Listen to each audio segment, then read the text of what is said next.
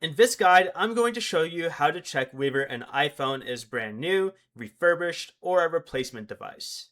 This is Miguel from Just Boz, and before we get into this guide, make sure to like the video and subscribe to the channel with all notifications on for more content like this. It really does help out the channel and we'd greatly appreciate it. If you have any questions, just ask them down in the comment section below. I'm going to be doing my best to reply to every single comment down there.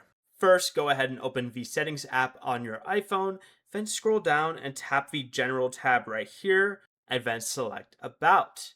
Find the model number and look at the first letter. If the model number begins with M, the iPhone was originally sold as a brand new device. If it begins with F, the iPhone was refurbished through Apple's official refurbished program. And if it begins with N, the iPhone was provided by Apple as a replacement device after a service request. You may need to tap the model number once if a different number is displayed.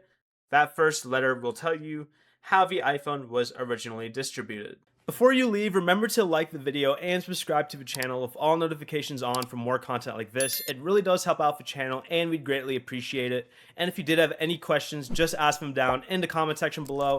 I'm going to be doing my best to reply to every single comment down there. Peace.